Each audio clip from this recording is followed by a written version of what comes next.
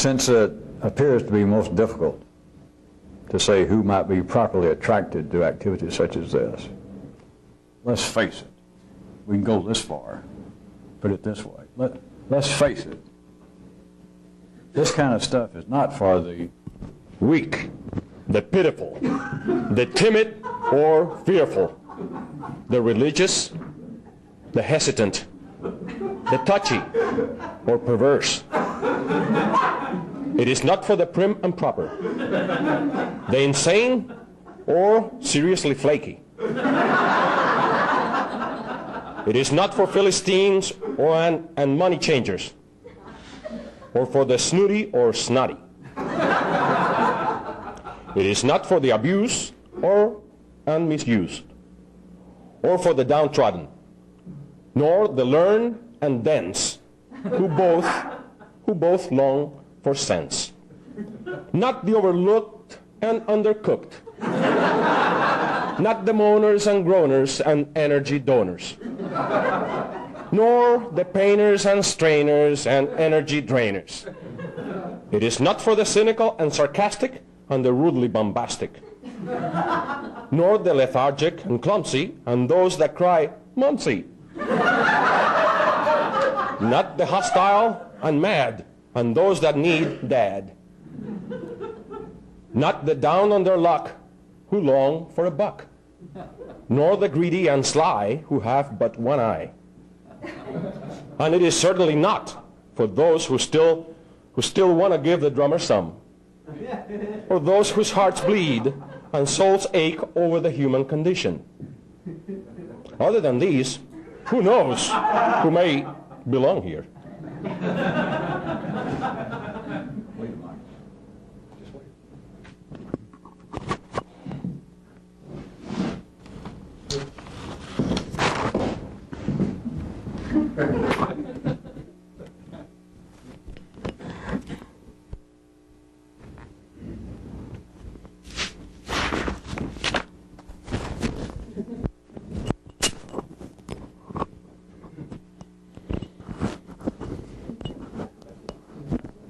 Still okay?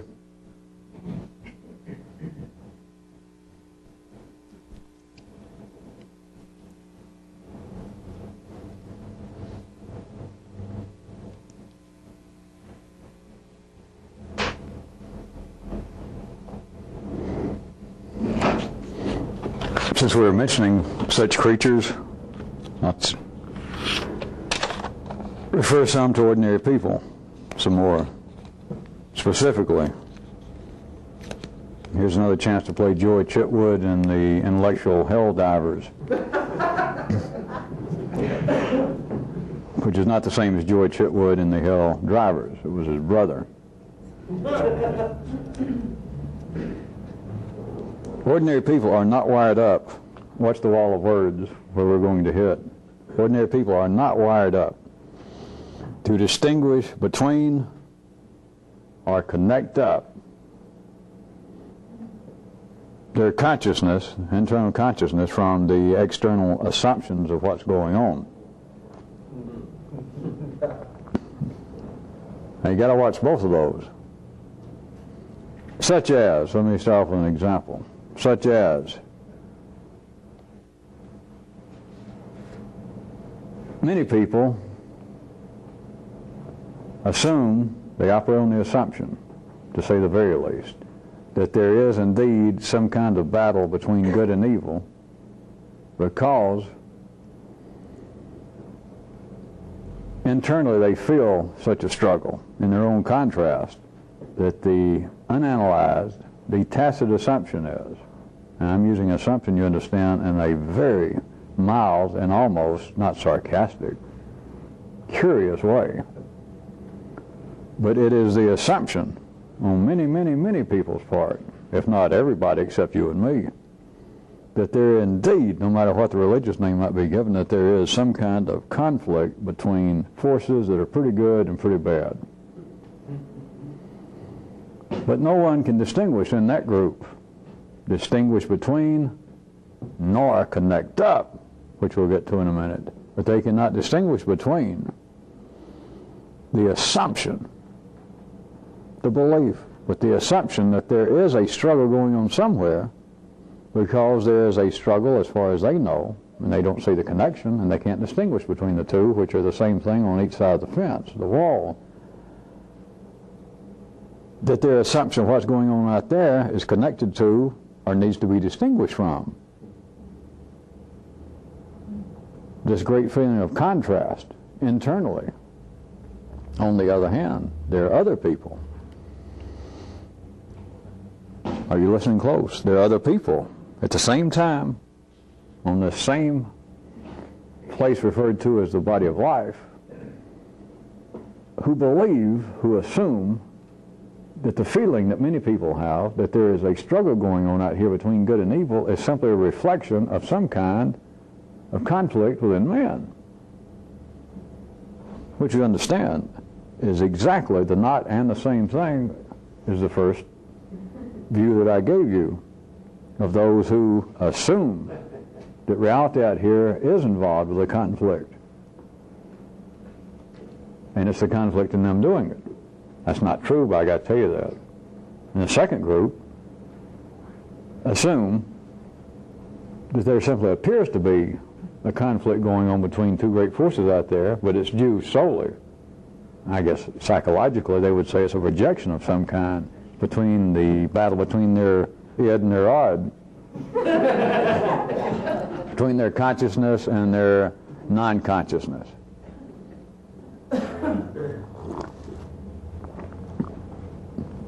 If that was given as an intellectual study for one to peruse it, an ordinary person could see that as being some kind of distinguishing line between two groups of people. Today in our part of the world, such a person might conclude that that is the distinguishing line, the line of demarcation between those still tied to the past, to religion, to myth, and then those who are more up to date and see man as being a psychological creature, and that religion is simply some kind of projection of his fears, his unconscious desires, and etc. But neither one will do, as always. So you can look at it that, again, in a sense, life has had men go too far, or else it cut them up short.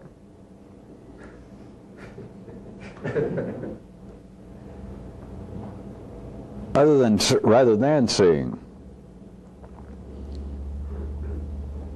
rather than assuming that there is an external battle going on, rather than having any sort of knowledge of a connection between that and the conflict within an individual man, rather than that, and rather than those that would assume that the belief, the widespread feeling that there is a struggle going on out here is due to the normally unrecognized tumultuous nature of man's own consciousness, spirit, whatever they want to call it, that internally is making man believe it's going on externally. And the first group says it's going on externally, and they see no connection between internally.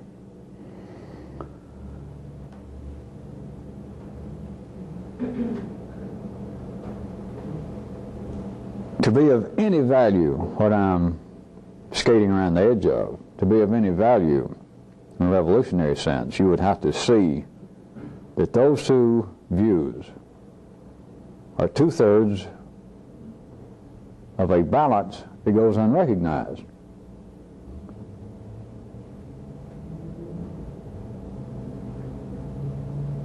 My equation of I plus not I equaling everything cannot ever be understood without seeing that the distinction / connection between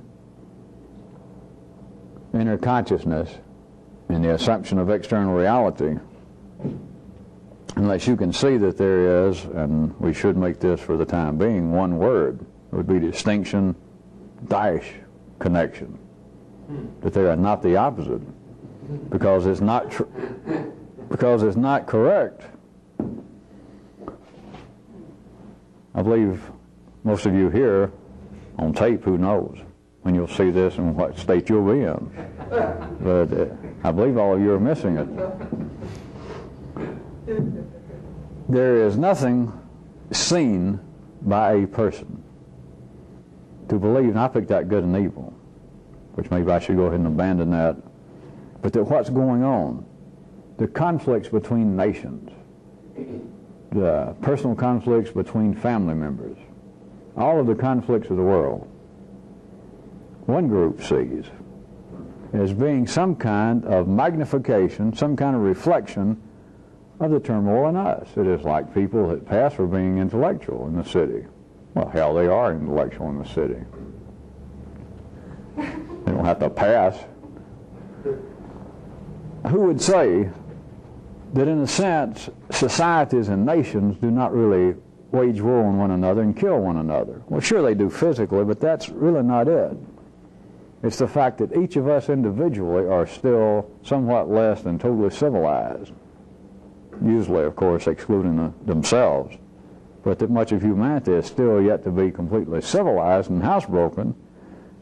And so you cannot blame nations, you cannot blame whole groups of people, tribes and communities for doing this, because it is simply, a community or a nation is simply a whole bunch of individuals, and most of us, or at least you individuals, are pretty unruly. So it's not surprising. That tells you nothing. Well, in the city, of course, it tells you everything. But then what would appear to be the other, almost the opposite, in the 3D world, are those that see the operations of humanity in groups, societies, cultures, religions. They see their actions as being pertinently analyzed on the basis that groups, mobs, nations, just groups of people, collections of people, are answerable. The study of sociology. If you can, maybe this will help some of you. It's almost, I don't guess anybody's ever said this before, it's almost as though sociology and psychology, at least in the sense I'm trying to get you to look at an opaque wall, it's almost as though they would be the battle.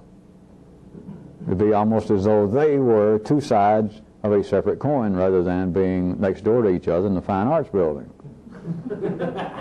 That the latter group that I was talking about looks upon groups of people, the behavior of groups of people, large groups of people, and they would include historical epochs, whole slices of time chopped up that in some way it can be judged, it can be analyzed, of course, after the fact. That there is something to be learned, that there is something worthwhile to study in these large collections of people, and they see no connection, distinction, between what apparently is going on out there and what's going on in them.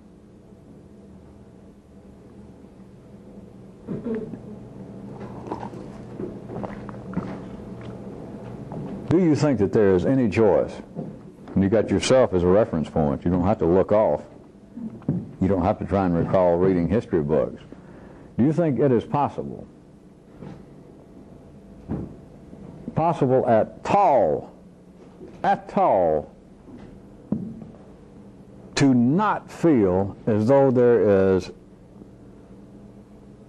evil afoot, that there is a struggle between decency and anti-decency in the world, as long as you are living at line level consciousness, that your consciousness has no agreement?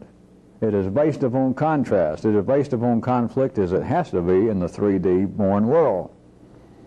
Can you believe?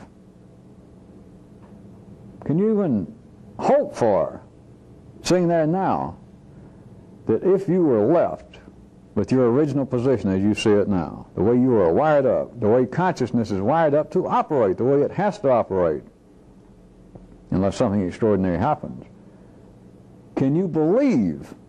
Could you perceive? Could you be conscious in any fashion that belied an assumption that there is a struggle going on out there? All right, I'll answer for you, damn it. At least any of you break my heart and look off like, well, I'm not sure. That's why it does no good. That's why that this sort of activity cannot become an attempt to evangelize, to direct the world to deal in standards and rules, because I can say, as I've said to you people many times in various ways, that there is no struggle going on. There's no struggle between good and evil. There's no struggle between the forces of gods and the forces of anti-gods. And I can say that, and let's assume that by now I've been around some of you enough that you'd about bite your tongue off rather than ever try and give any sign that you still have any belief in that. But notice that your whole nervous system, you and everyone else on this planet, is wired up in such a way because of the contrast that is the basis of this nervous system reaching the level it has reached now that we call human consciousness, feeling this conflict, wherein if our nervous system was less than it was, which an accident, a physical accident can do to you, it can cut off, it can lower your consciousness. You can lower your own consciousness a little bit. Do it artificially, as it's called in the city, drugs and alcohol. You can do it apparently by trying to withdraw, to deny that you're participating in something. If you lower it far enough, you've got no sense of good and evil. You can do it with the frontal lobotomy, all the way from that. You can do it from being rendered unconscious. Certain diseases do it to the human mind, the brain. And in a temporary manner, you can do it with alcohol. That you can almost, if you didn't want to be as drastic as to undergo a frontal lobotomy, or try and develop a good dose of Alzheimer's, with alcohol you can come close. Even the religious people, even a good old cardinal and a bishop somewhere, and a priest, can almost lose what seems to be their closely held sense of, yes, there's a battle between right and wrong. You just get sloppy drunk enough, and you almost have no awareness of it anymore. Somebody wants to discuss it, you think, shit, I was crazy to believe that. And it's a good thing I had a drink and loosened up, because that is, of course, skirting with the reality of what I'm talking about, because you, through alcohol, cannot really reach that level. The closer you get to that level is drink enough to render yourself unconscious. The point is, if the nervous system in you or anyone had not progressed up to the point that you had what I've been calling the yellow circuit, and whatever in the city they just call your brain, your intellect working, without that, you've got no sense of an internal conflict. If you do not have your nervous system activated up to that point, there is no internal conflict. No more so than there is with a gopher, with a dog. But there is no sense that there is a struggle going on, that there is a struggle between forces, and one of the forces seems to be admirable and desirable, and one does not.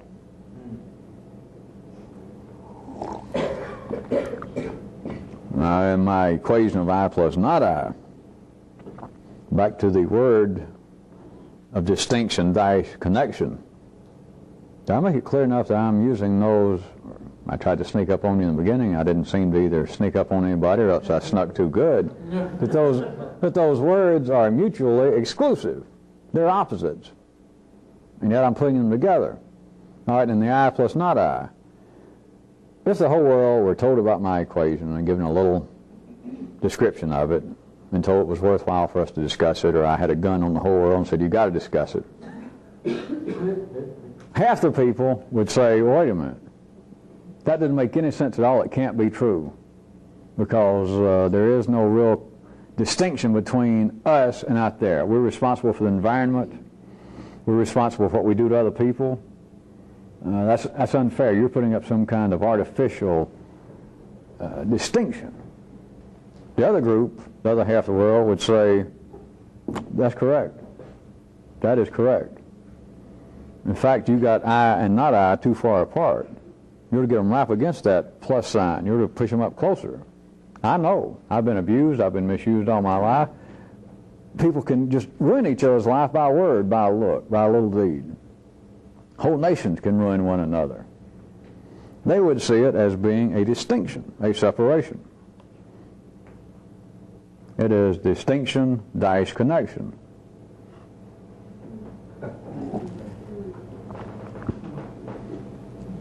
Under ordinary conditions, let me see if I can bring it more down home then. Under ordinary conditions, if you were back at your city-born level of consciousness, what goes on continually is this: the inability continually to see any distinction / connection between what's going on in you and apparently what's going on out there. None. The consciousness, the in here, cannot even take into consideration that there could be a distinction between or a connection with.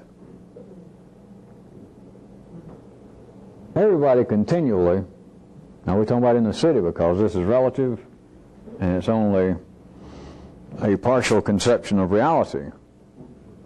So I give that warning again because I hate to use these crude terms again. That in the city no one can distinguish between, no one can feel the difference, no one can feel that there is a flow going on between my consciousness and what's going on out here.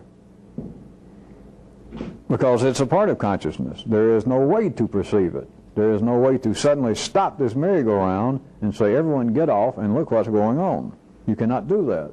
Not because people are dumb, you can't do it because consciousness does not operate in that manner. So the flow that's going on throughout my equation, the plus sign might as well not be there, is what I'm saying to you. The plus sign is a misnomer, it is misdirection, because it would not be a plus sign in the sense that it is an addition, that it is a separation. It is a combination of a separation and a cohesion. It is a combination of distinction / connection. But if I've got anybody to see that in the city, while still holding a gun to their head, they would say, all right. And they would say, I see what you mean. Consciousness flows from in here and it affects reality. I got you. Another group would say, no, wait a minute. You mean that reality operates in a certain way and it flows in here and affects the way I think. And then I'd realize, why did I waste bullets on these people? Why did I even unsheath my weapon?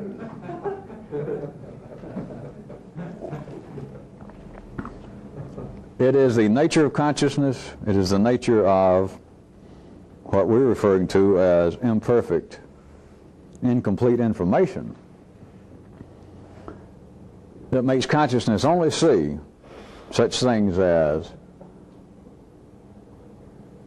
the one I've sort of re-quoted once or twice, and Kyroots joined in, about people who have said throughout history that it's possible that one's consciousness, that one's own internal bias and prejudices may have some effect on the way you perceive reality. Well, I don't do that like it's so obvious that that's true, because it is not true. Well, sure, it's true enough, but it's not true, because then it's just because of the balance, the way things have been, is the only thing I can tell you. There is not that much right now. There's not a 50% breakdown of the other half of humanity saying, well, wait a minute. You're on the right track, but going in the wrong direction. The human consciousness is entirely affected by what's out here. Right now, that is not the prevailing view. That's less popular, with no great consequence. But even if it were, if it was a split right down the middle, that our consciousness may be prejudiced, may be affected, may be unknowingly molded, pushed by what's going on out there. If that was half the view and the other half the view was the opposite, it's still no consequence. But one of them seems to be correct. One of them seems to have validity, and it does not, because it doesn't answer anything. It runs all the flow of information in one direction. And what can you learn from that? It's like sending out a rocket and you never see the explosion. It would be you playing a form of Noah, sending out your little bird of ignorance is go bring me some knowledge. The bird says, fine. Well, I believe you're ahead of me. And that sucker's gone forever. Maybe I should have thrown in that doesn't just fly away. You get this little launcher, and you put the little bird in it, and you say, go back and bring me some knowledge. And it says, fine. And you go, and that's it. There you are at the age of 79, still on the bough, looking, waiting for the bird. If information flows in one direction, you do not have any sort of loop that you can go back and retrieve anything. If what you're dealing with is information, it seems to you, if what you're dealing with seems to be facts, and it only goes in one direction, what do you expect? You're always waving Mama off on the train, and she never comes back. And you wave her off on the train by doing such things as, well, hell, I went to school. It cost me $20,000 to get through college. Mama was 4 years and $20,000, and you waved her off on the train, and you keep expecting she's going to come back, and she never comes back. Look at the way I treated that woman, so good for years. Look at what I put up with that sorry son of a bitching man. Bye. Look at all the years I spent taking dope and reading strange books. Nothing. No payoff.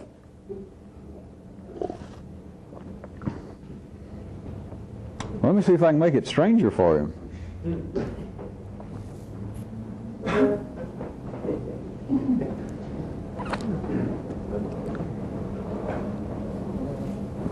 In the 3D world, I'm not changing the subject much, but try and listen. In that same 3D world in the city, anything, any process, any assumption that has any deficiency will have as its opposite something that's flawed. Comma. Now get ready. You still hadn't heard it because no one's ever heard this. Consciousness cannot deal with this natively. Consciousness would tell you evil is flawed. I'll stick with that. Or the false, incorrect, falsehood, the truth. So consciousness would tell you that evil / are the false. If you want to be spiritual or intellectual here for a second. Either one of those obviously are flawed by their own definition. Right? So the opposite, that is goodness and the truth, is the answer to it. The opposite of something. If you start off and it's got warts and you turn it over, it's going to have dimples.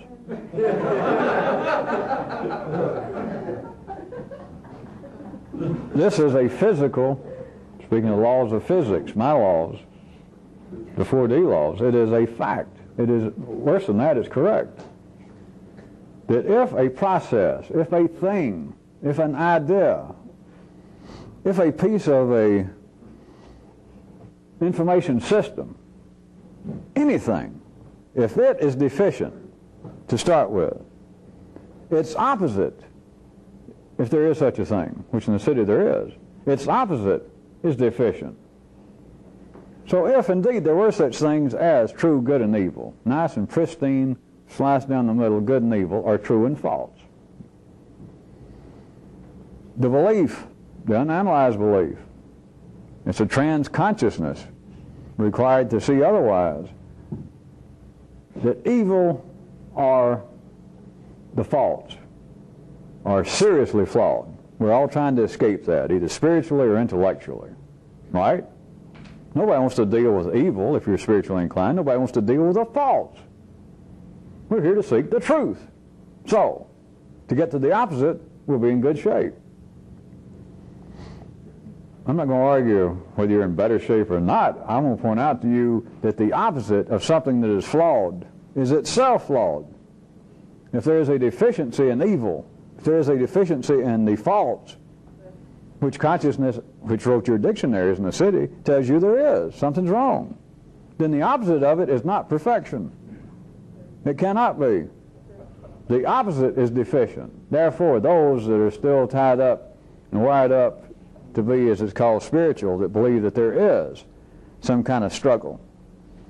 That we do have the possibility of following the good or the evil, or of us being good or evil, or that we should be seeking out here the good and the evil, or the other group, we'd be seeing it in here.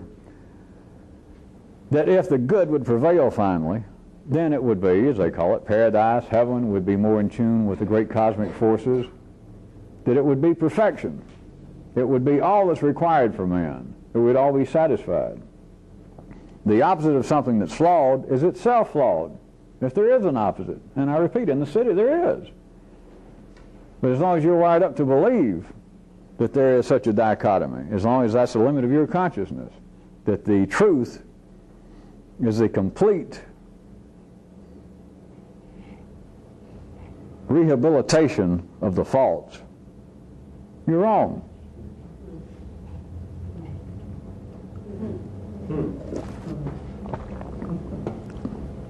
Now you people, I say these things for the benefit of you, and you are people somewhere at some time on this tape, but I rhetorically remind you that I am not in any way talking religiously, and I'm not talking spiritually about good and evil.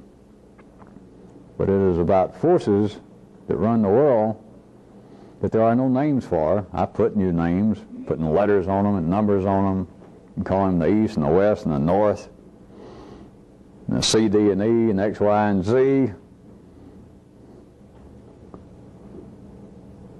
The forces involved are such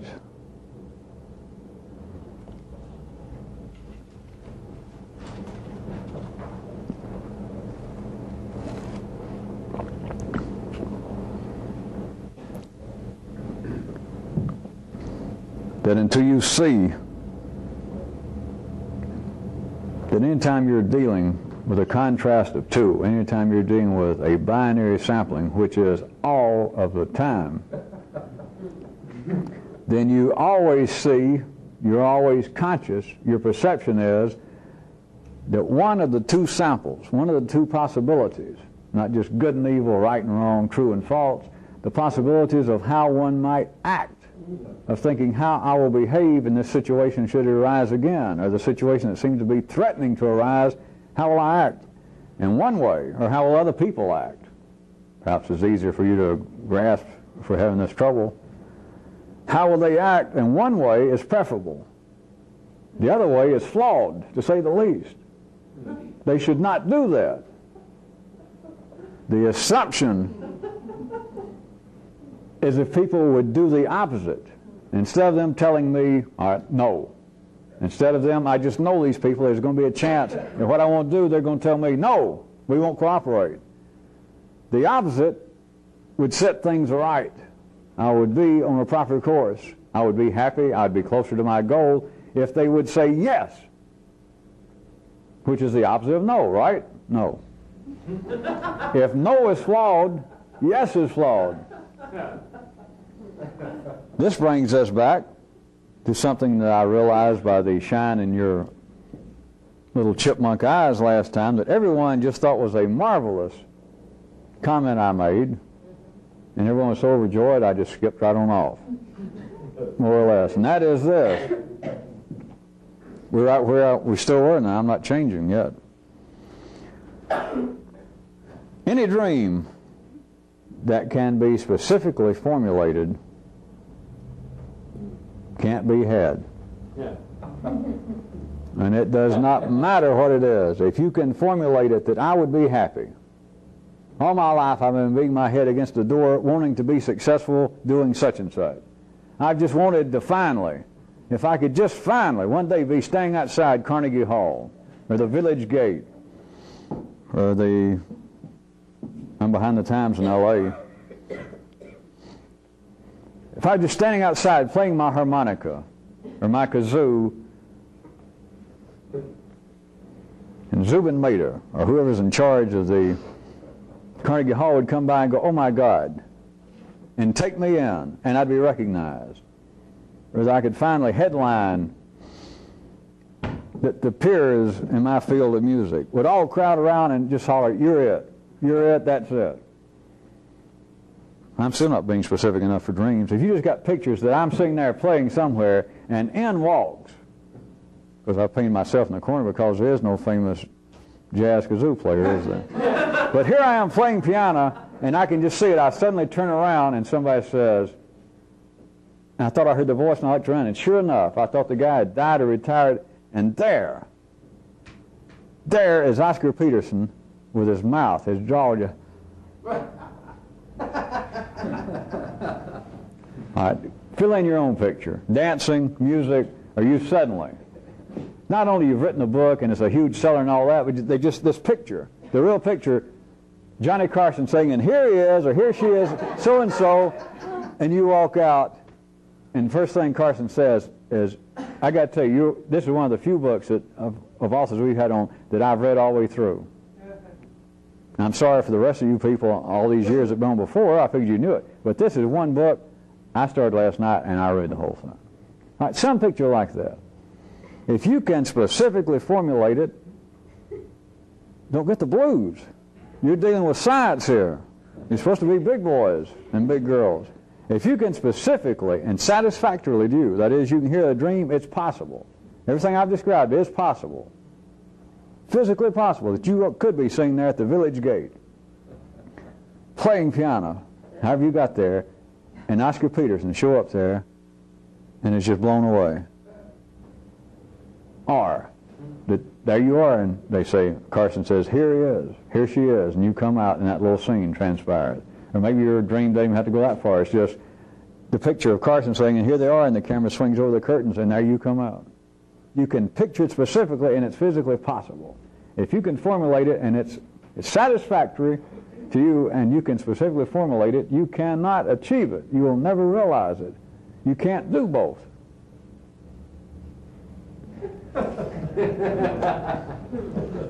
If you can describe it, you can't have it. If you can say it, you can't have it.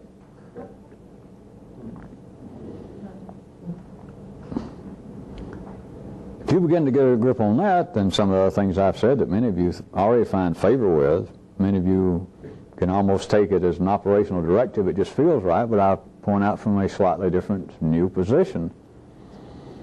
The real revolutionist really has damn few plans and names that he can discuss.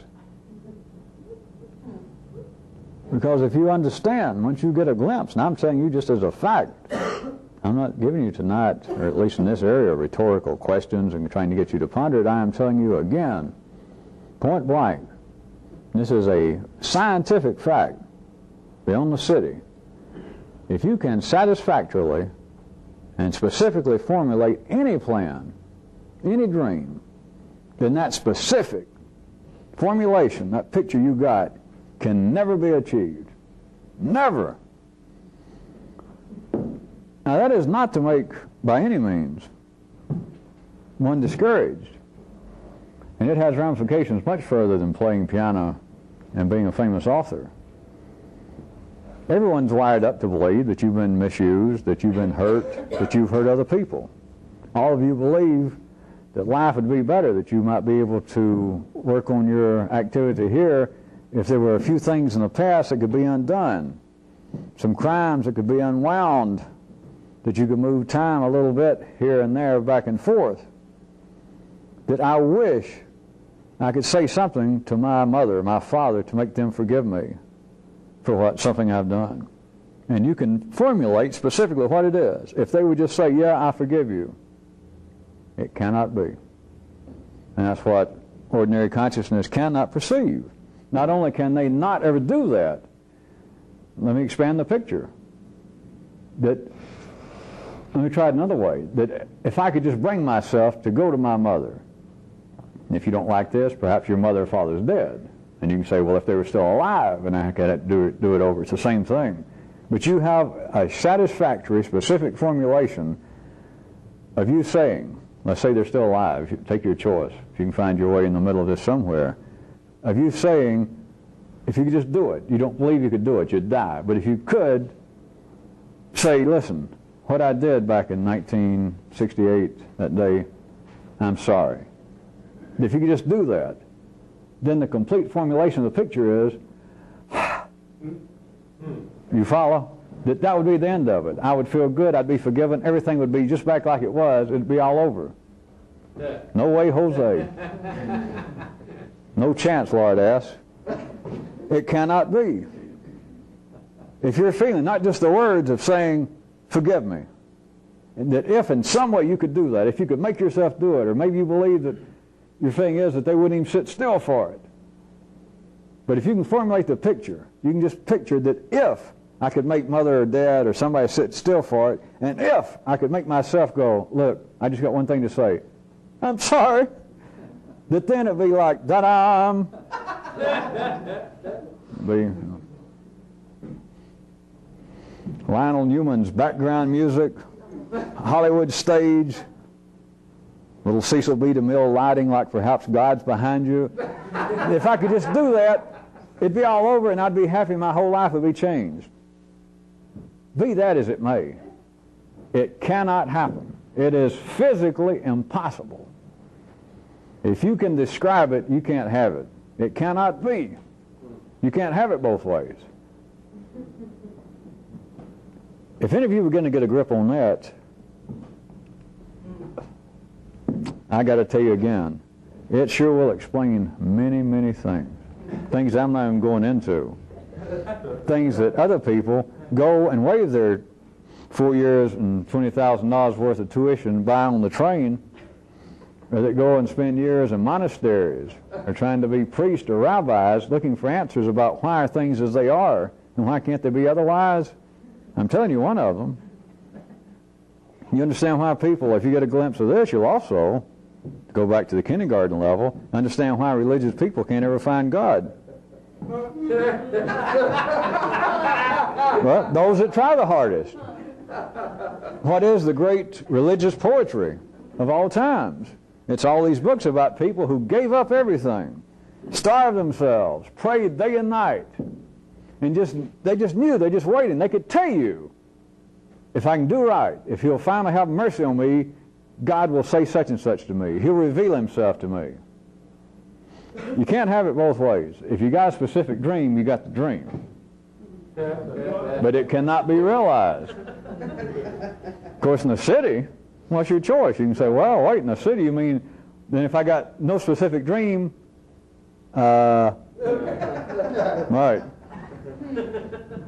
So in the city, you can say, well, there is no justice.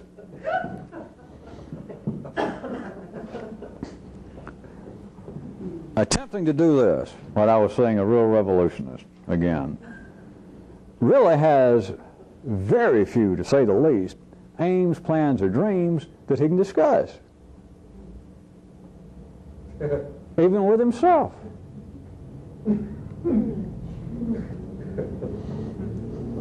If you're going to discuss it, if you're going to describe it, if you're going to say it, you have constructively forbid any possibility that you'll ever realize it. The specific formulation of the dream is unachievable. It will not have the, if we're talking about what appears to be the execution itself, such as telling somebody I'm sorry, such as actually playing in Carnegie Hall, all the way from that, I was going to draw a little spectrum, but the spectrum's about that close. All the way from that to your feeling of how I would feel when it's executed. The great relief, the great joy, the great pride to see those people look up at me. It cannot be. If indeed the execution were to happen, if indeed you end up playing in Carnegie Hall, you will not feel like you thought you'd feel. If indeed in some way you could go to your parents or whoever it is that you feel this great debt is overshadowing your life, and you went to them and said, I'm sorry, and you did that, the result would be nothing. You would not achieve the feeling that you believed would happen. Is there no justice? There's more justice than people can stand. But there's more justice than ordinary consciousness can perceive. When it comes to the discussion of plans, it's necessary in the city. But to tie this to the tail end of something last time that we were taping, I point out to you that The mutual ordinary discussion of one's aims and one's dreams is another sense, another kind of a veil for cowardice. You talk about it. Of course, nobody knows this except me, and now some of you may have heard some of it. But if you talk about a specific dream, then it's, in a sense, an exercise in cowardice, because you cannot achieve that dream. That's the end of that. As long as you can say, well, what I want to do in my life is such and such. Well, at least you've marked out one place that you've got to exert yourself. You've cut out another one.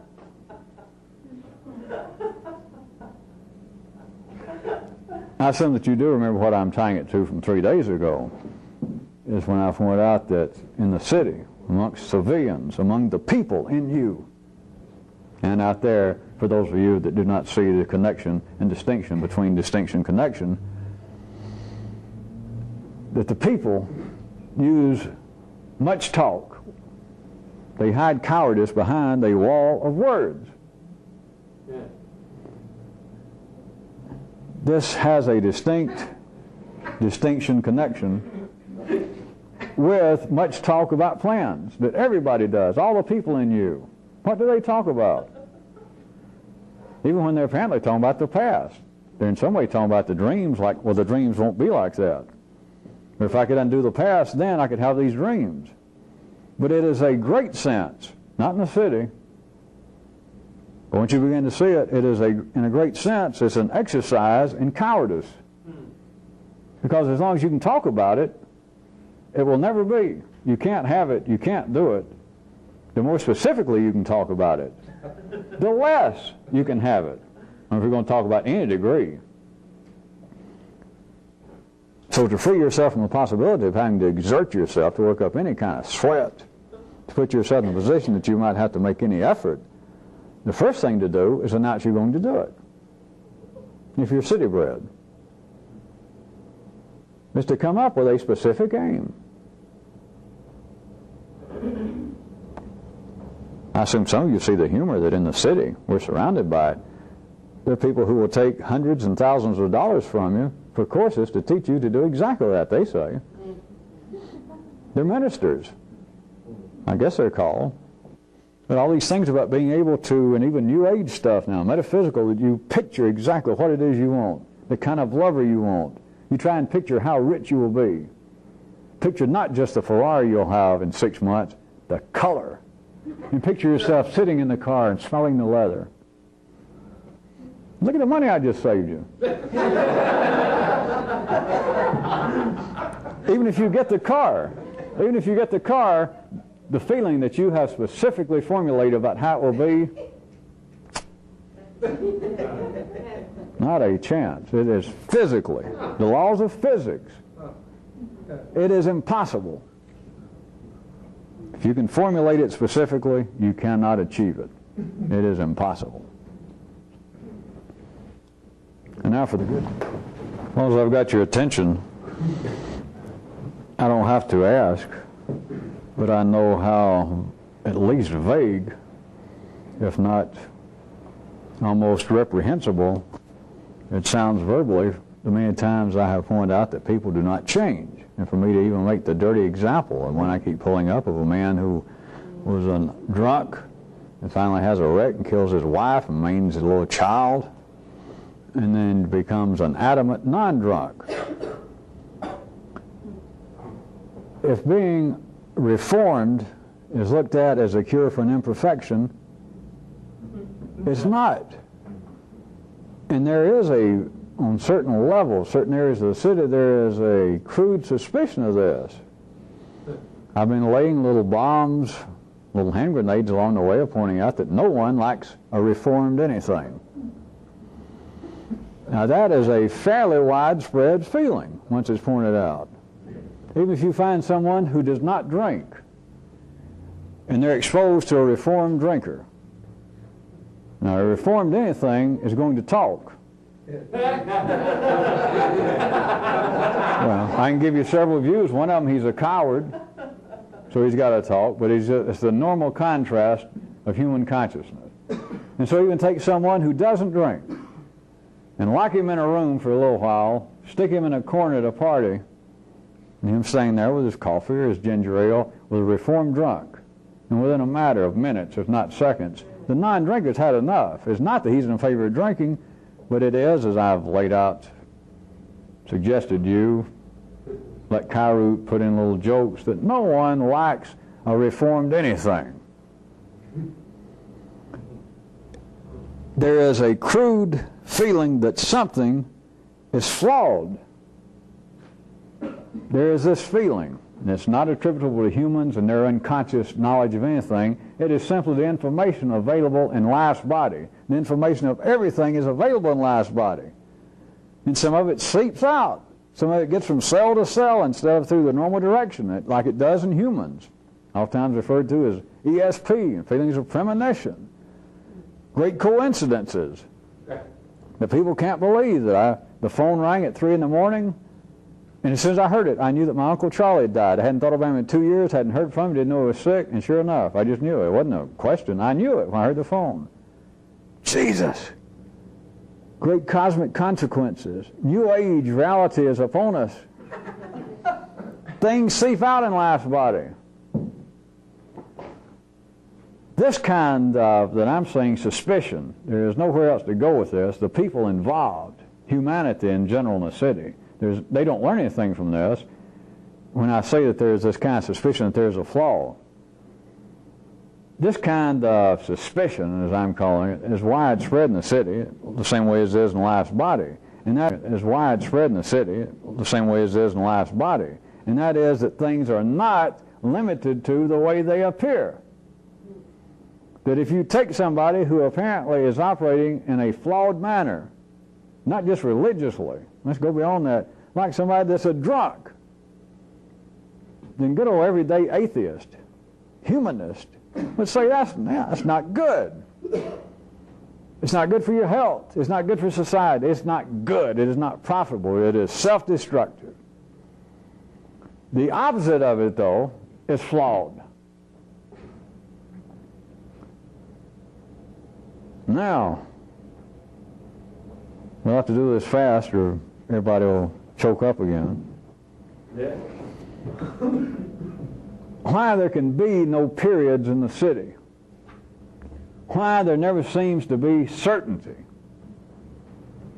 There seems to be no end to it. You turn on the news and they'll say, and this month's, be out tomorrow, New England Journal of Medicine, Dr. So-and-so, series of tests done, statistical evidence now tends to show that whereas they thought type A aggressive macho behavior would cause that kind of stress for that kind of personality, might bring on heart attacks, has been an accepted fact now for what, a year, 2 years, 5 years. There is now information will be coming out in the new journal, New England Journal of Medicine, that in fact those that have heart attacks and are the type A personality, we can call it, have the least likelihood of it being fatal. All right. So it almost sounds like being of a certain personality type will make you more inclined to have a heart attack. All right. But if you do, then those people, that kind of attitude, are the most likely to bounce back and get over it. It is a non-ending string of comma, comma, comma, comma, comma. Not our kind of comma, not willfully, but in the city, you start looking at things for some kind of certainty, and well, even science says this.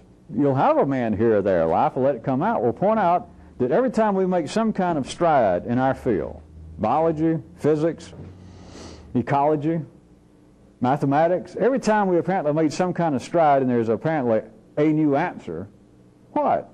Well, it brought up a brand new question that we didn't even suspect.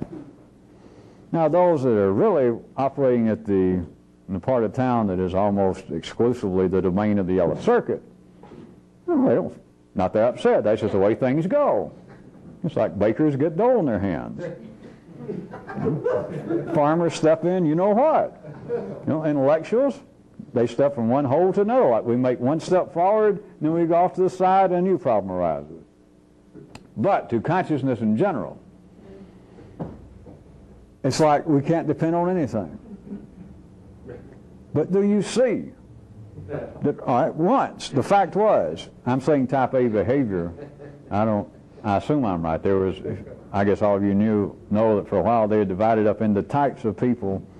Some psychologists did, and it got to be pretty widely accepted that there was a certain kind of aggressive, tense, really get-ahead, gung-ho behavior in Western society that would bring on such things as the propensity, at least, a greater amount for heart attacks because of apparently the kind of stress that these people would get under. And then there was other types, I forget now what they call them, type B or Z, of people that was more laid back. Didn't get all involved with that, and they had less heart attacks. And they had statistically proven this to many people's satisfaction. Let's say to psychology's satisfaction as a whole.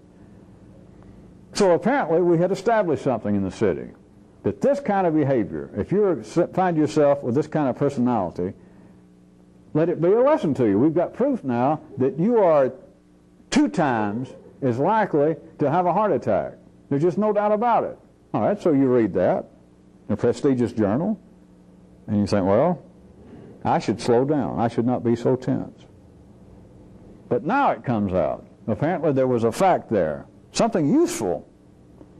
But now the new fact is that if indeed you do get a heart attack, there is irrefutable proof that this type A, this aggressive, take charge kind of person has twice as good a likelihood of surviving a heart attack as a laid back person. The opposite was not the opposite. If life is going to grow, if things are going to stay alive, there cannot be any certainty in the city. There cannot be a loop of information wherein you wave grandma off on the train, that you send out your question, that you go out to the great canyon of the cosmic truth and holler, "What is it?" and wait and hear the answer.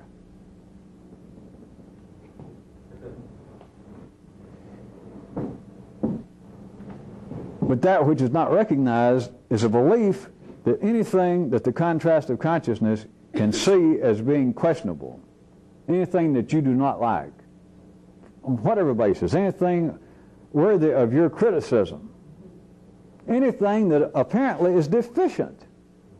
Doesn't matter what you're talking about, morally, intellectually, spiritually, any other lee you can come up with. That if there is something flawed in the city, the behavior of individuals, of groups, of our institutions, our beliefs, if there's something we identify as being flawed, which of course in the city you can find it, then it's got to have a solution. And the solution is, turn it over. If you're a drunk, by God, quit drinking. That's obvious. If you're killing yourself, turning your liver into a crossword puzzle, beating up on your wife, you are a drunk. You might as well face it. Well, you're not even a drunk. You're an alcoholic nowadays. All right? The cure of it is to be a reformed alcoholic. Is don't be an alcoholic. What consciousness cannot recognize, those that would be in this position, to use my example, is that whatever, since everyone is flawed, remember, and if we're going to say that this person's flaw is drinking, and reform him or her, is to turn it over, right? But the opposite in the city is equally flawed. You did understand when I said if you had a coin with warts and you turned it over, you got a coin with dimples. It's just turned the other way. But it is deficient. It is flawed. The point being, you cannot cure anything in the city. They apparently treat it, but you cannot cure it. They continue to talk about the symptoms. And when are we going to get down to the causes? When are we going to quit wasting our time trying to deal with symptoms? Never.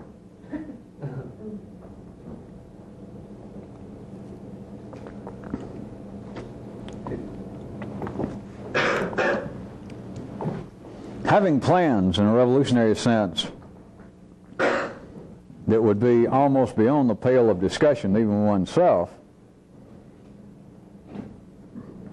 brings up another aspect that I will put into words, that I will untacit temporarily.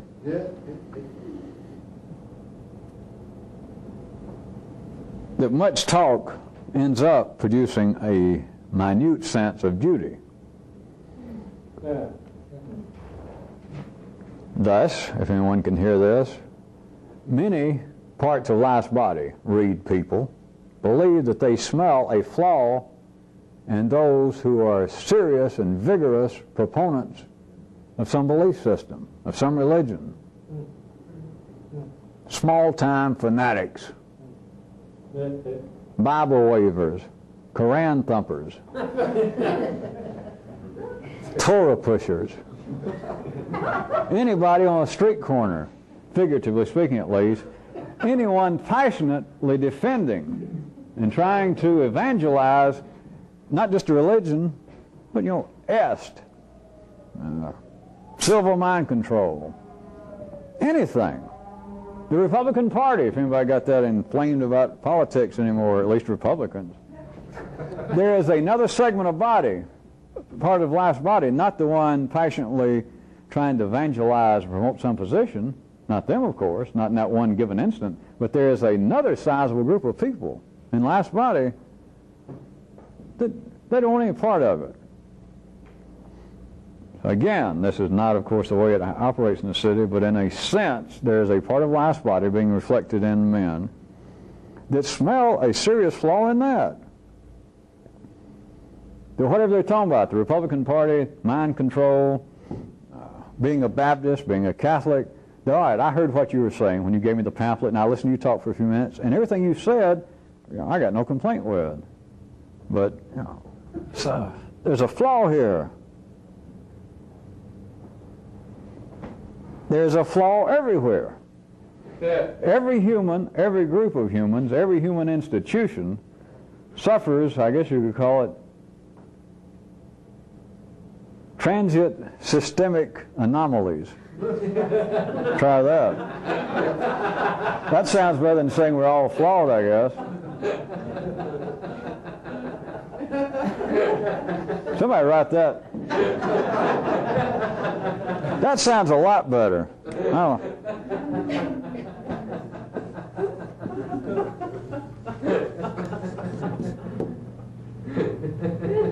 What did I say?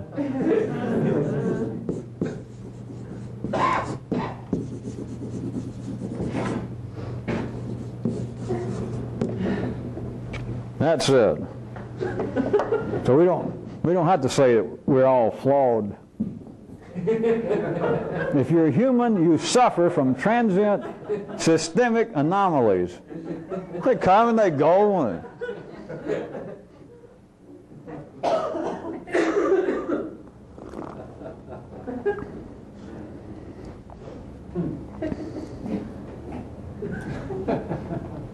Back to what I was going to mention a little bit about duty. Much talk will preclude, it's like an inverse ratio of any sense of duty. It will preclude in an inverse ratio the degree to which you begin to deepen your understanding of what this is about the more you talk about it. Not just with somebody else, because you notice I've always kept you from trying to evangelize in any kind of ordinary mechanical sense, but even talking to yourself about what you think you understand, how far I've come along to describe the new place in which I can now stand. I've made a little progress. I can see it. Here I am. Well, and when I say much talk equals little sense of duty, can we jump off in a slight right angle for a second? In a revolutionary sense, much is not simply speaking about quantity. For me to say much talk is not simply the amount of talk. The wrong word could be too much.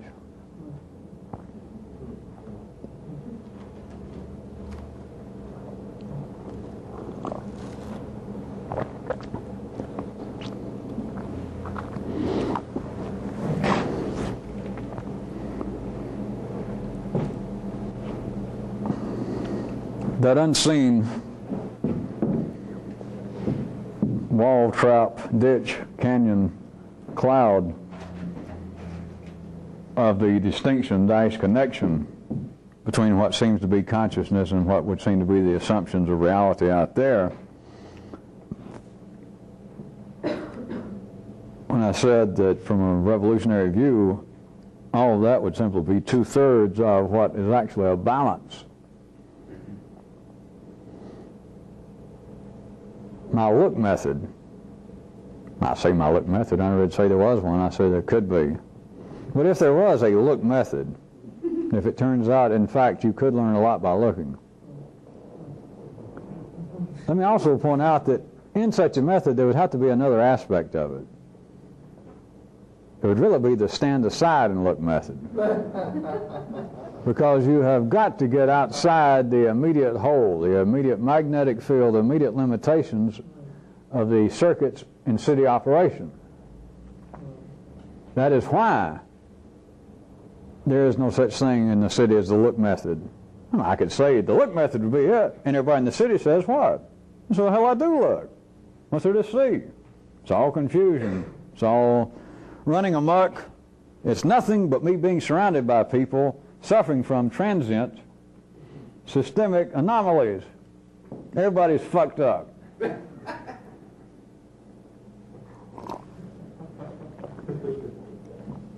So there's got to be, in addition to me just talking about the look method, it would have to be that you have got to stand aside. You've got to take at least one step aside from wherever you are.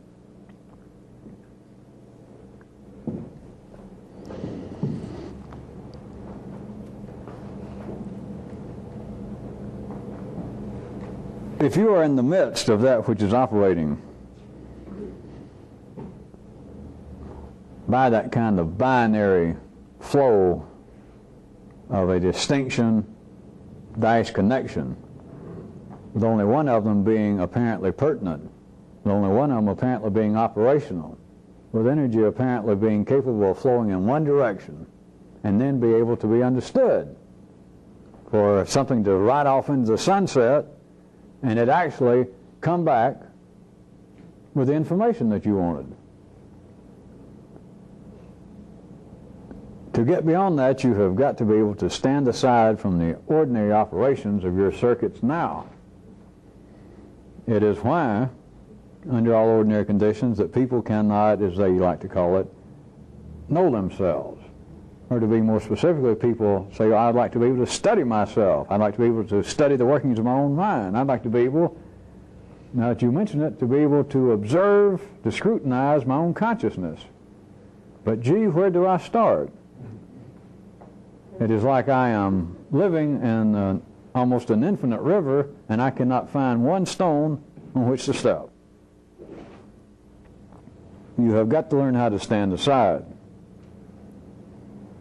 And connected with that, I was going to offer you another piece of something, like a shortcut. It has to be looked at, I guess, as a slap in the face shortcut.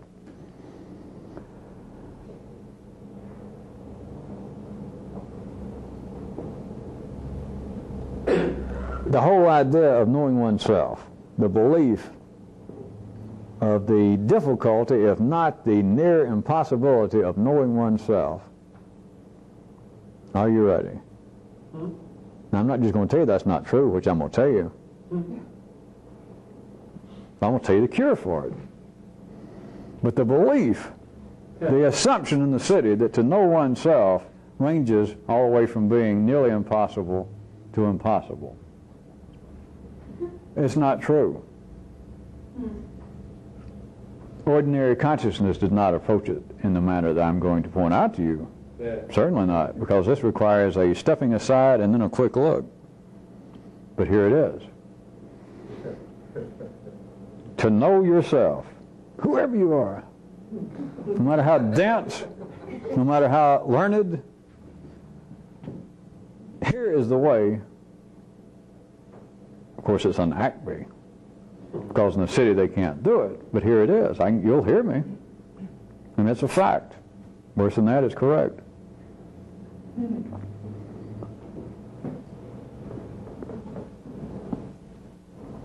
To know yourself, all you got to do is stand aside and look at everybody else, and there you are.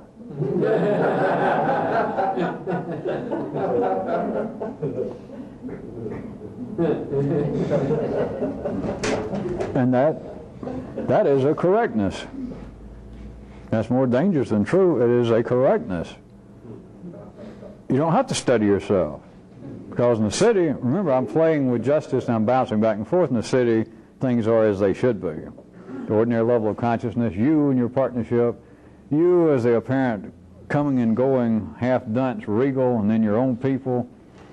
The thing, I cannot find a way to study myself, it's too elusive, or I cannot seem to find my motivations for things I do, and then I lose track of it. I'm trying to roll back up some ball of twine that's been unwound in me, or I'm trying to wind up some ball of... If they knew, if they could stand aside, and if it was indeed apropos for the city, that is for everybody to know themselves, hell, abandon that. Don't worry about looking at yourself. Don't worry about studying your own navel and meditating. All you got to do is be able to take one step aside and look, I notice I said, at everybody else. Everybody else. You got to be able to stand aside and just look, and there's everybody. And you can see everybody in about 10 or 12 people. You've already seen everybody. You've got the information already in your nervous system. You got to be able to stand aside and then right quick use the look method and look at everybody else, and there you are. Knowing yourself is a fait accompli. It's a piece of sweet potato pie. It's yesterday's news, honey. Know yourself, huh? It came and it went. That's it, I got it. And all you got to do is stand aside and look at everybody else, and there you are. But you can't do that in the city. Even though, for, I guess, comparatively speaking, that's fairly sane and logical verbally coming from me. The people in the city could hear, well, you're saying, all right, yeah. I know physically you can't just suddenly look at everybody else, but I know what you're saying. And you're saying that that would be knowledge of oneself. Maybe somewhere in there some kind of potential allegorical message. No. If you could stand aside and look at everybody else, there's self-knowledge, because there you are. There's nothing else to look at. There's nowhere else to look. There is no mystery. There are no secret compartments. There are no spirits lurking beneath the surface. There is no unconscious. There it is. There it is. Them. That's it. That's self-knowledge.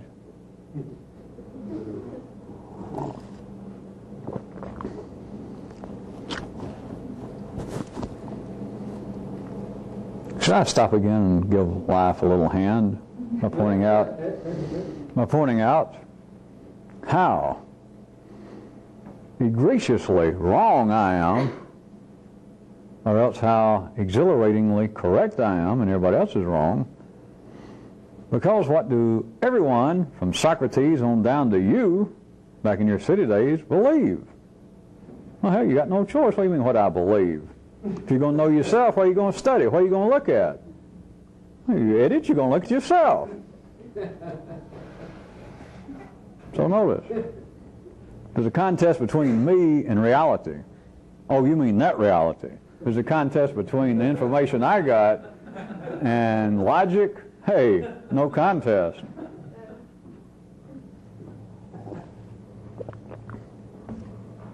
If there is some great benefit in knowing oneself, then you have obviously got to study what? Yourself. Notwithstanding the fact that this has never gotten anybody anywhere. Notwithstanding the fact that even life itself seems fairly disinclined to even have this information come out in one or two people, for them to pop up somewhere along the line. I'm talking about just ordinary smart alecks in the city, and say, you know what, at one time I wanted to be a philosopher. When I was younger, I wanted to know the mysteries of the universe, and I ran across books like Socrates and some of the Hindu writings.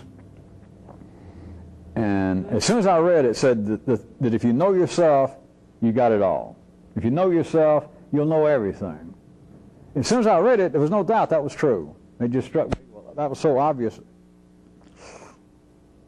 It's never gotten me anywhere, and now I realize that it's never gotten anybody anywhere, that they've been saying that as long as I can find history, and people still believe it, and it's some kind of bad joke. But worse than it being a bad joke, it's a second level bad joke, because nobody except me seems to understand it's a waste of time. See, life doesn't even let it get that far. It's just still, whether people do it or not, they still talk about it. They will still salute the flag when it goes by of know thyself. If I had time, if I was not so tied up in life, if I had not taken up with drugs at such an early age, if, there's no doubt, though, I would pledge some allegiance to the dictum of know thyself, that I bet that kind of life, an examined life, has got to be worth living. If I just devoted myself to it, if I could devote myself to it. Hey, at least be thankful I'm here to tell you that you didn't miss anything. You didn't blow your life. It wouldn't have gotten you anywhere. It would not have gotten you what you thought it would get you. But that was a little applause I was giving life again, because I am pointing out to you that if indeed there was such a binary approach, that is, that we don't know ourselves individually, and it would be a great benefit, if not the benefit, to know yourself. Right there you are. And I point out that nobody can know themselves, not on that basis. You can't wave the train goodbye. You can't wave Mama on the train and be Mama. You can't wave somebody goodbye on the train and be on the train. And I pointed out that withal, if you want to know yourself, is forget knowing yourself. That is, forget studying you. Be able to take a quick step aside and look at everybody else, and there you are. That is absolutely, I guess I'll be kind and say that's just irrational, just foolish. How could anyone be more incorrect? No one would attempt that. No one would try that. Self-study, self-knowledge means self-study. You do not become an expert on dirt by staring at clouds, right?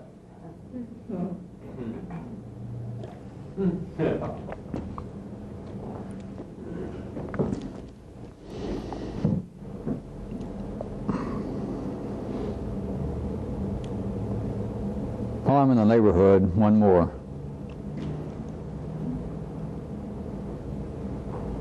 As everyone should be absolutely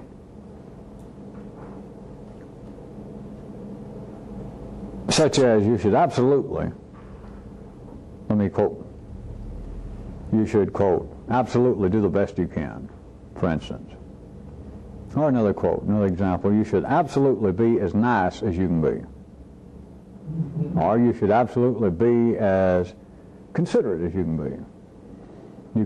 You should, quote, absolutely be as honest as you can be.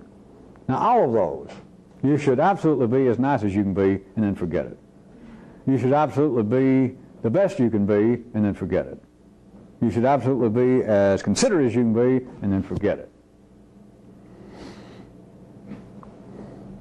You should be absolutely in every possible area. But it is another piece of, shall I admit it, misdirection. If you could be absolutely anything, then you got it all whipped and tied up. And if you do not own the railroad, at least now you have franking privileges in the freight yard. You can send off Mama on the train free of charge and charge it to your congressman, and you can switch things around to where something will come back. If you can absolutely do anything. In the city, if I tried to convey this information from a street corner or a soapbox somewhere, of do the best, absolutely do the best you can, then forget it, then that, I've heard that before. I don't agree with it. Somebody say I've heard that before, and I agree with it. Somebody say I've heard that before, it's meaningless.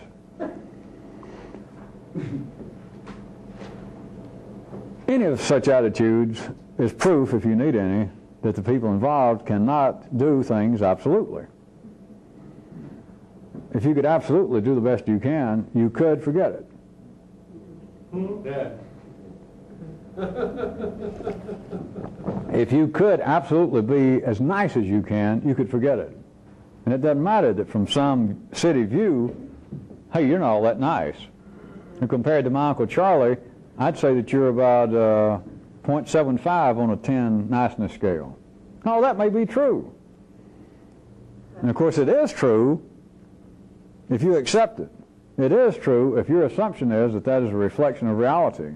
It is true if your consciousness either distinguishes between what it believes and this outside standard or connects with it. In other words, you're hooked. In other words, you're still in the city. In other words, you're human. In other words, you're flawed. In other words, you're operating by contrast. There can be no agreement.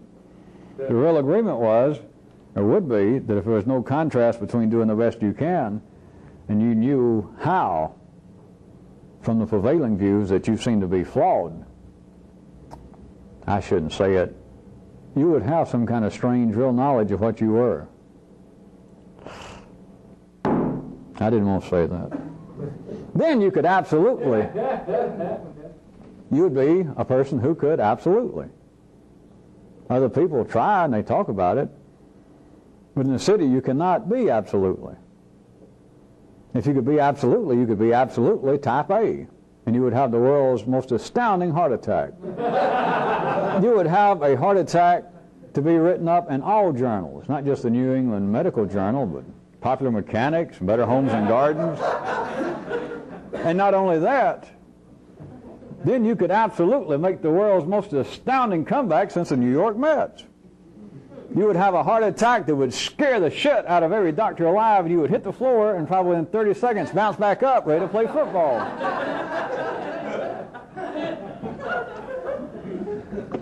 Or you would be able to absolutely be as nice as you can, whatever that is, and you'd be it, and that's the end of it. You could be just nice as you can. If people didn't like it, you could say, well, fuck you. And that'd be the end of it. Not necessarily verbally. It is that you can make a cut. You can do whatever you're going to do, and there are limits. And when I said, I know nobody seemed to get anything from it, me saying I hate to say self-knowledge, because it's not really that, as they call it in the city. But it would be all the circumstances, knowing the distinction and the connection between what seems to be in here and out there. You would do something that in the city they got terms for, that I was using, like, all right, I'm being as nice as I can.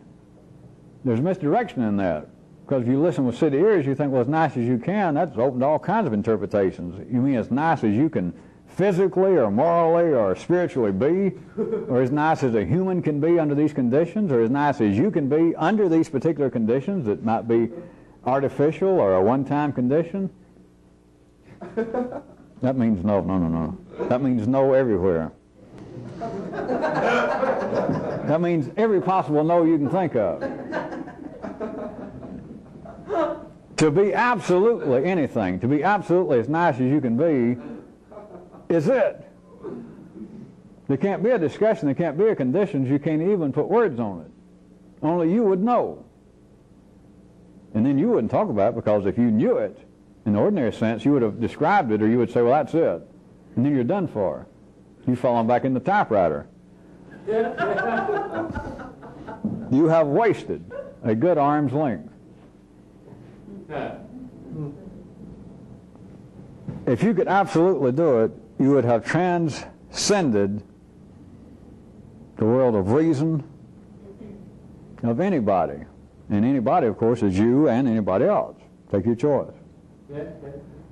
Of having any interest in why did you do that? What was your reason you acted nice, and then apparently just in the middle of it you went, well, fuck all of you, and you left. It's a terrible example, but there are no better examples. That you apparently, somebody asked you so-and-so, and you said the most unexpected thing, or you did the most unexpected thing. It's irrational, it's illogical, it's unpredictable. I don't see a point in it. What reason did you have for doing that? If you could do anything absolutely, I'm suggesting you not necessarily become in your behavior a feral beast,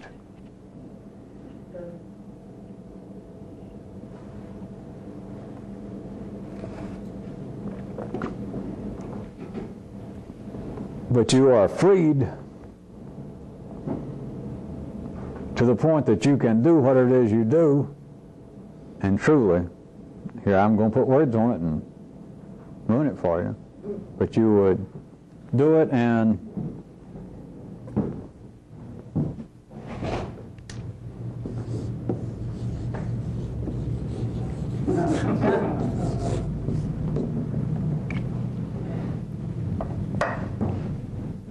I can say you can do it and then walk away from it. But see, I've already got shit on your heels, and you're dragging that for me to say, all right, do it, and then walk away from it. The walk away from it part, I shouldn't have to say. Well, I got to, for us to talk about it at all. But you do something, and it's as though you treat what you have just done right then. That's the past. You treat it with the same deference, the same respect that you do partially. But as all of you know, God, I hope all of you know this. Under all ordinary conditions, you can't do that. There are people that say they do. There are archetypes of characters throughout history, literature, right up until today, to movies, that apparently the heroes, it's never been much of a matter of heroines. But even you women should understand what I'm saying right now. There apparently are these heroic types that just do something and they walk away from it. Somebody crosses them, they pull out a gun and shoot him and leave. And if anybody tries to say, why'd you do that, they're inclined to turn around and shoot them. Or at least they don't answer. Or they walk after the street after shooting 2 or 3 people in the back and children and everybody else. You know, just because somebody burnt their weenie sandwich or something. And then as they walked by and started getting on their horse, all these townspeople, these decent folks, and we know who the Orals are. The decent people say things like, how can a man live like that? How can a person do that? Is there no justice? Where's the wrath of God? All that. And apparently this guy walks through, and as far as we could tell the other parts of the movie, he's got 20/20 hearing, but he just seems to be oblivious to it. The disgust, the horror, the shame that other people have, and he seems to get on his horse and ride off. They're sometimes referred to in our day and time as anti-heroes, but nonetheless they seem to be the heroic figure, and they did not simply come about with Clint Eastwood or Marlon Brando. You just need to look back down your nervous system and get some of your money back from all those years spent in college and think about some of the Greek dramas and the plays, the mythologies. There have always been these apparent heroes, whether they were apparently mortal or not, that could absolutely do something and then just walk off. But in the city you can't. And it cannot really happen on a widespread level, or else you would have life, and that number of people would have jumped on one foot and stayed there. And you can't do that. It'd been life, apparently. Forget the Bhagavad Gita and how many millions of years it takes. It would be that life let its breath out, and suddenly you realize that son of a bitch is not going to inhale again.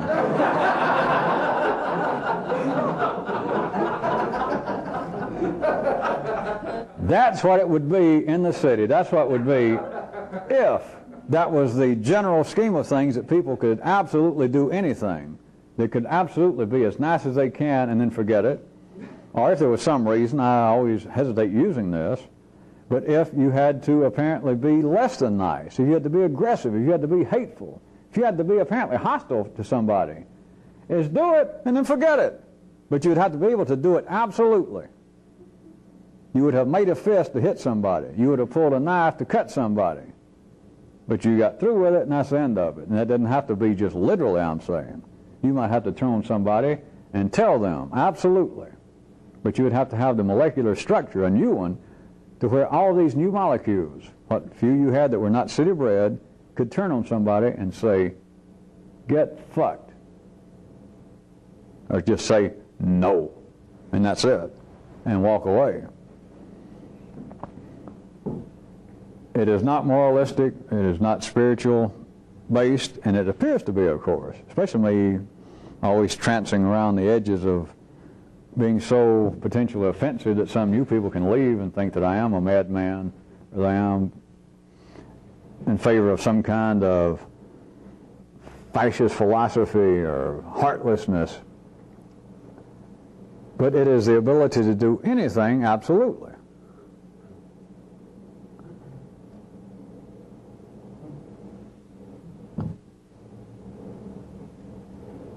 The absolutely, of course, is the trick.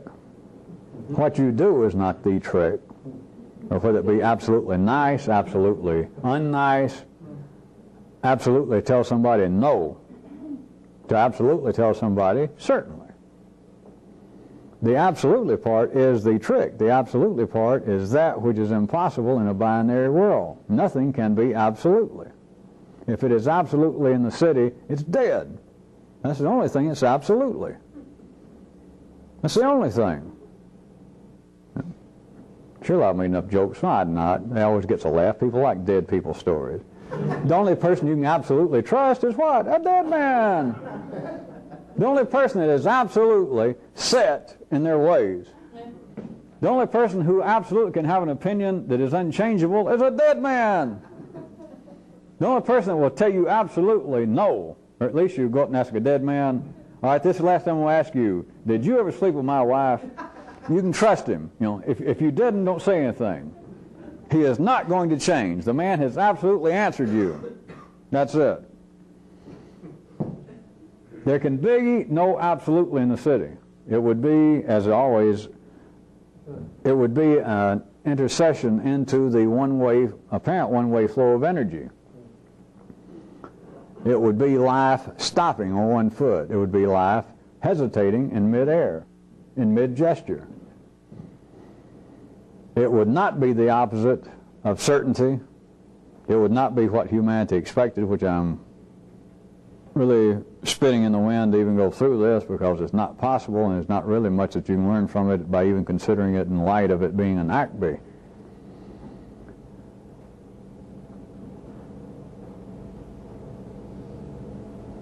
If you could take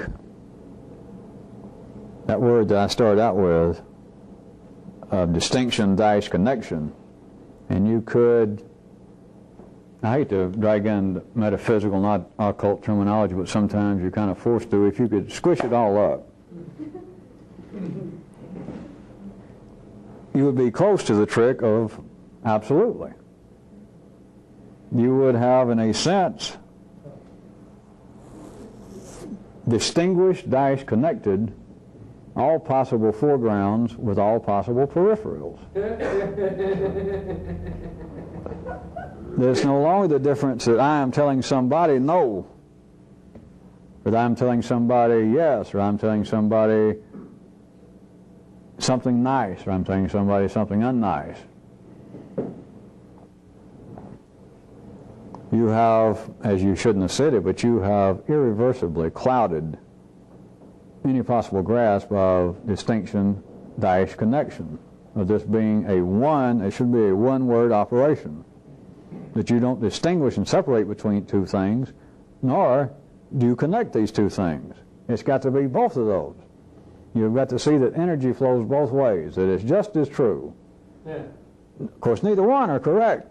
Neither one are infallible. Neither one are perfect. Neither one are complete. But it's just as true to say that human consciousness affects reality. I mean everything. The strangest dreams you ever heard from some new age group, that human consciousness affects how many clouds are formed each day around this planet. It affects the weather. It affects the barometric pressure, whatever the fuck that is. That it affects the dew point. It affects whether we have volcanic eruptions. It is just as true, although it's not correct, it's just as true to say that as it is to say the temperature and the weather affects human consciousness. I don't care how intelligent you think you are. I don't care if you've been taking drugs and meditating all of your life. You're an idiot if you don't know that the barometric pressure can drop just a couple of points, and you can feel miserable, and you can blame it on everything. You can blame it on your husband, your wife, you can blame it on the Russians. But what's going on out here in the environment, out here in the peripherals, out here in the not I, by God, can affect what goes on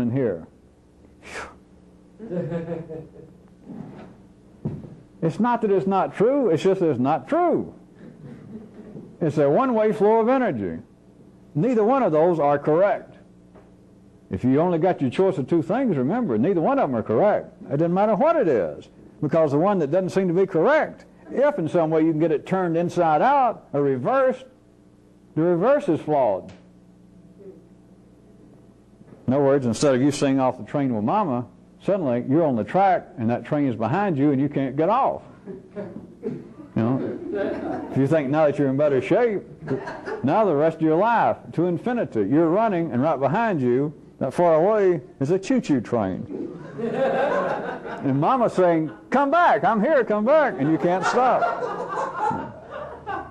Sometimes even I get carried away with my picturization.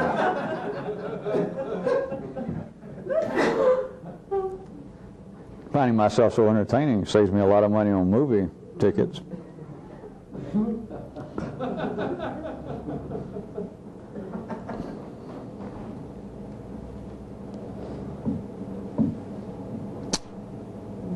Well, as sticky as tonight started off, my intention, I'll tell you now, I'm about to stop. Some of you did begin to look. Here and heat a bit more, but I started off with the intention of, as opposed to appearance of some night, to trying to give you some very useful, everyday, hands-on, practical info. I guess we'll let the God someday judge whether I succeeded or not. Other than the fact I got to tell you the truth, I'm not going to stand in judgment with the kind of God you people got. They can get fucked if they're going to wait on me.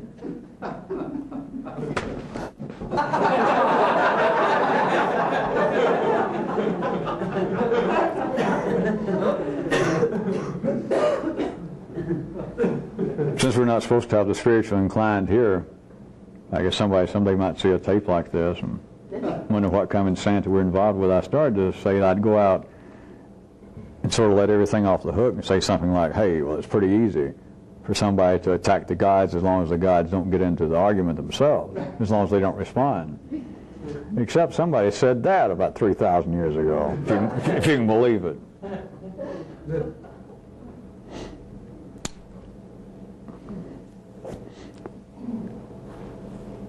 If you could try and remember that at the ordinary level of human awareness, energy runs in one direction. And if it was possible to reverse it, that is, turn it over, if that which seems to be flawed in you, or that which you perceive as being flawed in other people, that which you perceive as being flaws in life, in culture, society, if you can specifically formulate to you what the flaw is, then you can conceive of the cure. The cure would be reverse the process. It would be flawed.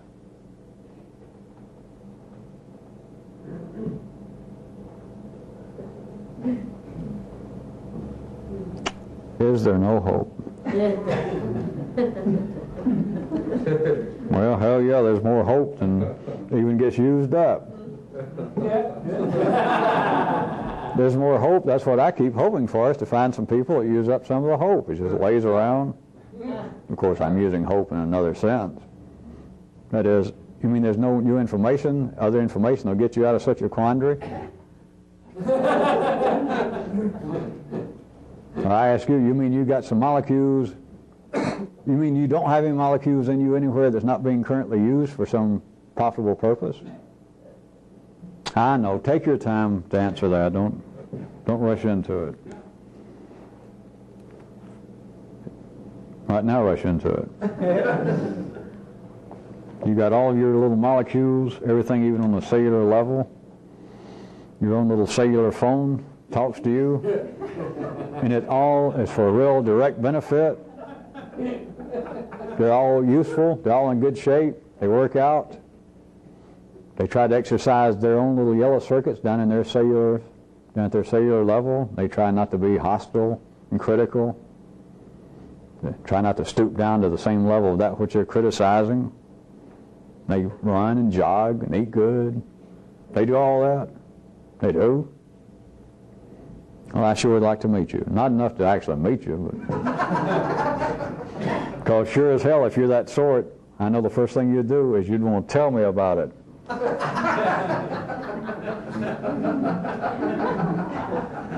And as much as I'm in favor of city people and being extraordinary, and hoping I'm wrong, if there are people in the city extraordinary, the real fear is even if it's true, and I meet you, I know what's going to happen. You're going to want to talk about it.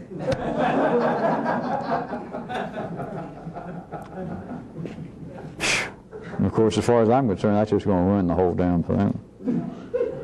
But other than that, horror things. All right, for all of you old-timers, the inner circle of the mystical dynamics, Four Tops, whoever, for you people, I just had to mention from last time, I still want to tell you, I know how busy you are, and it's not an excursion. That is, it's not a task. I want to tell you again what a splendid one that I conjured up for you last time, that if we had time, that is to not go shopping in any way for 38 days. That is so good. Just I hope someday that we have time to do it and I don't forget about it. And there is one that we can do. This won't take but a few seconds. Anybody who wants to participate.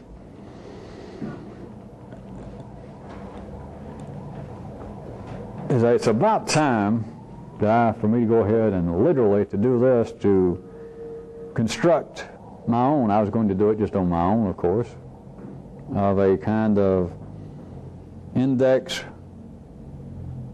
prohibitorum, but instead of like the church does of just books, I would have the index composed of words, certain words that henceforth are prohibited. The same way that a good Catholic would take the index prohibitorum to heart and would never ever read the books on there, wouldn't even mention them, wouldn't say their titles. It's about time for me to make such an index of words that I will never use again. And so all of you can do this out of town, you people here, just a scrap of paper. Any words that you would like to suggest, that you would like to recommend, should go on that list, drop them on a postcard and send them to me before I make the list. There is a certain amount of misdirection that I should point out that you might step into on your own. That is, if you send me a word, you give me a word, and I decide to include it in the index, not only can I not use it, you can't use it. So if I put it in the index, your recommendation applies to you. And if none of you give me, it's the same thing. Whatever I come up with is not just me, but just words that we will never, ever use again. They're prohibited upon fear of not only excommunication, but that I'll never let you celebrate St. Quantum's Day ever again.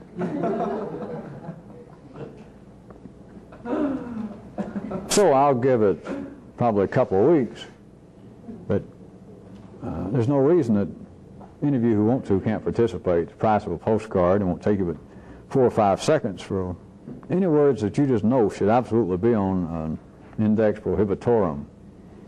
That we, me, and you, just never again when I'm going to use them. That's just, don't give me a reason, just send me the word. Write it down.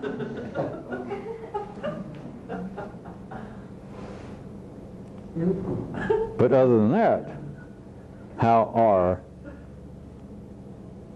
you and things?